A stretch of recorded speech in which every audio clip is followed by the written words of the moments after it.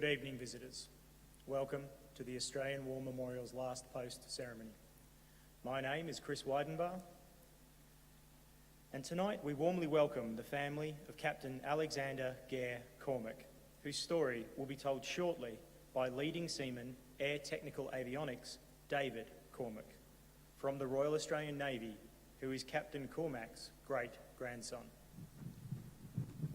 We also warmly welcome the members of the Royal Australian Air Force 1 RTU course who are attending this evening's ceremony. We welcome the veterans who have served, those that are still serving, and the families that love and support them.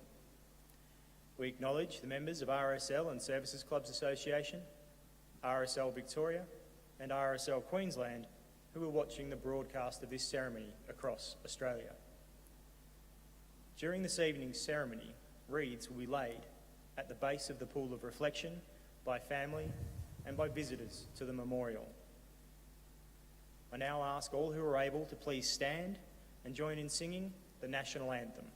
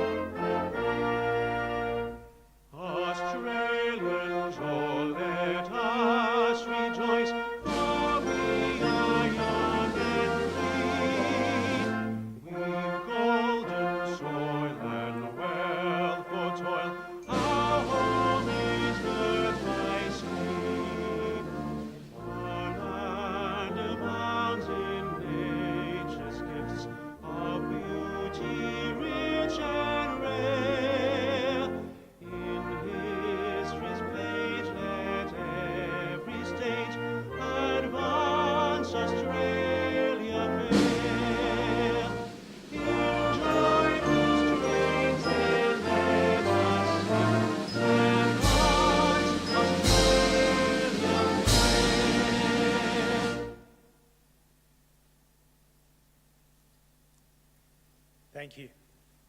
Those who require a seat, please be seated.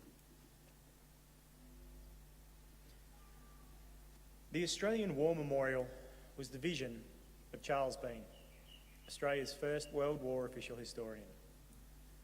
Bean landed with the Australian troops on Gallipoli and stayed with them at the front through to the end of the war. The idea of this National Memorial Museum came to him at Pozières, France, in the depths of the bloody fighting of 1916. Bean's idea was that this would be a place where families and friends could mourn loved ones buried in faraway lands. It would also be a place that could help all Australians understand what these men and women had endured and what they had done for us. Bean's vision, to which we remain true, is best expressed as inscribed in the entrance to the memorial's galleries. Here is their spirit, in the heart of the land they loved, and here we guard the record which they themselves made. Tonight, we will read the story behind just one of those on the Roll of Honour, which lists the names of more than 102,000 men and women who have given their lives for us in war and on operations for more than a century. But first, we present a lament, Flowers of the Forest. Wreaths or floral tributes will be laid at the base of the pool of reflection.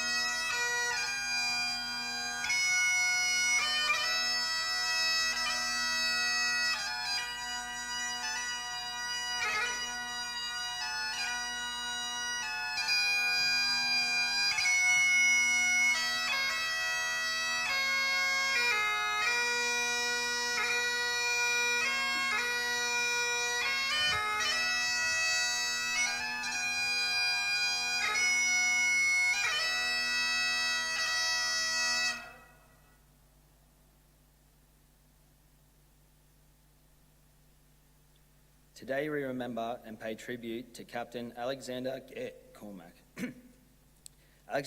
Gair Cormack was born on the 4th of August 1879 near the town of Wick, Scotland, one of 9 children born to David and Elizabeth Cormack. Known as Alex or Sandy to his friends and family, he attended Wick Public School and Glasgow High School and later worked as a carpenter and joiner. Before moving to Australia, he gained military experience serving 5 years in the Scottish Rifles of the British Armed Forces. In 1906, he took part in the suppression of the Natal Rising, a Zulu rebellion against imperial forces in the aftermath of the Boer War. Following his military service in Africa, Cormack migrated to Sydney, where he continued to work as a carpenter and joiner. On the 1st of June 1910, he married Winifred May, and the couple had 4 sons, James, David, John, and Alexander. Cormack enlisted into the Australian Imperial Force on the 3rd of January 1916, and in April, just weeks after the birth of his youngest son, departed for the war on the Western Front. He arrived in France in May 1916 after a brief stopover in Egypt, and upon arrival was hospitalised with injuries to his arms. There was a serious injury for which he stayed in England for the treatment for over a month. Once recovered, Cormack departed for France, underwent additional training, and in March 1917 joined the 3rd Infantry Battalion and served as lieutenant in the Somme region of the northern France. Cormack spent his first 5 weeks on the front experiencing the hardships of trench warfare. He spent both training and resting behind the trenches or surviving intermittent enemy artillery and machine gun fire while manning the front line. At 4:30 a.m. on the 4th of May, German troops attacked the flanks of his battalion near Vaux by moving along old communication trenches. They came to within 25 metres of the Australian lines and began throwing grenades. Later in the day, as Australian forces attempted to push the Germans back, they came under heavy German machine gun and heavy artillery fire. Cormack suffered a shell wound to the head and left arm, which saw him hospitalised until June. After returning to the front in October 1917, Cormack was stationed with the 3rd Battalion in Ypres region of Belgium. It was here he took part in the action of Broad Cinder in part of what would be known as the 3rd Battle of Passchendaele. On the 4th of October, Australian and New Zealand troops prepared for an offensive on German positions in rainy and muddy conditions. 40 minutes before they were due to begin their attack, the Anzac troops came under heavy German mortar fire, and due to the fact that they were preparing for their own attack, could only sit and endure the bombardment. At 6 a.m, British artillery units launched a major bombardment of German lines, and Anzac troops soon jumped out of their trenches and into no man's land. Once over the top, the Anzac forces were met by a German unit of only 30 metres away, which was making its own attack.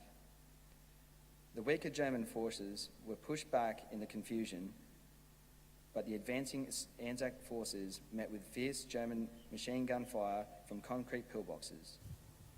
They did eventually gain all of their objectives, but combined Australian and New Zealand forces suffered more than 8,000 casualties. During this action, Cormack was injured a second time, this time with several shrapnel wounds to the forehead and ears. The details are unclear, but a medical report states that he was buried by a high explosive shell, managed to dig himself out, and then carried on for 2 days. The injuries were serious enough that he went to England for treatment, not only for physical injuries, but for shell shock as well. While recovering in England, Alex's experience and duty were formally recognised through his promotion to captain. He rejoined his unit near Ypres in December 1917 and spent the following months undergoing additional training and frontline duties. In April, Alex and the 3rd Battalion returned to the Somme region of France to meet renewed German attacks. On the 14th of April 1918, Alex was seriously injured in a 3rd time while defending Trezilla. At 6:40 a.m, the Germans commenced an artillery bombardment on Australian lines and proceeded an attack across no man's land in a series of waves. The Australians defended their position with machine gun fire, but suffered heavy casualties from German sniper positions and a German aeroplane, which flew over trenches and dropped a series of bombs. Cormack was admitted to hospital with severe gunshot wound to his left arm and was later sent once more back to England to recover. By August 1918, Cormack was again at the front line, this time taking part in the enormous British and Commonwealth offensive on the German lines that would play a decisive role in the war. On the 23rd of August, Australian troops led an attack near Chouines. The attack began at 4:45 a.m. and behind enormous artillery barrage, the troops crossed no man's land with the support of a large deployment of tanks. Cormack was leading his men near Proyar, where he paused their advance to wait for an Australian barrage to clear the forward path. He risked his life by moving forward under heavy fire to assess the situation and plans for further advance. After successfully completing his task, he was killed on his return to his unit. He was 39 years old. His commanding officer posthumously mentioned him in dispatches and described him as having led his company with great skill and coolness. Alex was greatly mourned by his friends and family. His grieving wife and young children left the following epitaph on his grave: "The Lord gave, and the Lord hath taken away, our hero daddy." He now lies in the Heath Cemetery in France, where over 1,800 Commonwealth servicemen of the First World War are buried and commemorated. Captain Alexander Gair is listed on the Roll of Honour on my right amongst almost 62,000 Australians who died while serving in the First World War. His photograph is displayed today beside the pool of reflection. This is but one of many stories of service and sacrifice told here at the Australian War Memorial. We now remember Captain Alexander Gair Cormack, who gave his life for us, for our freedoms, and in the hope of a better world.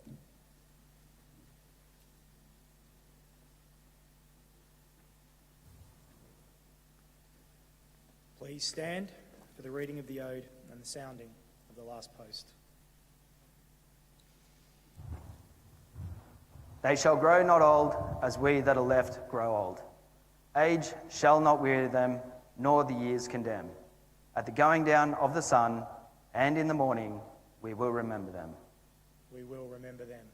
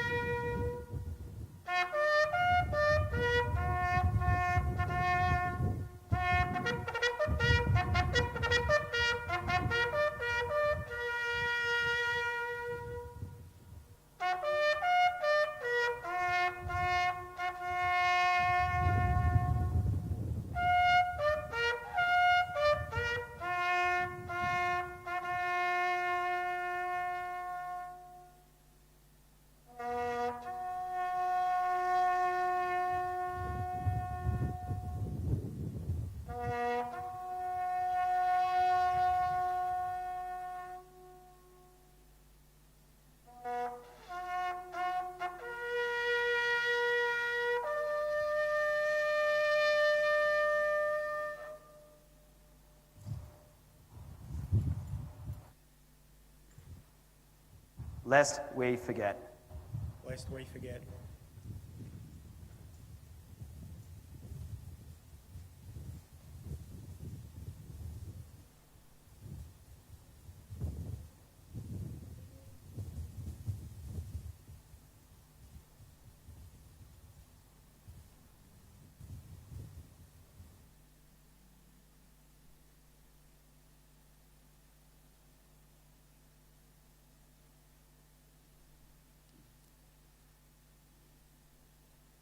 We leave you this evening with the words of the memorial's founder, Charles Bean.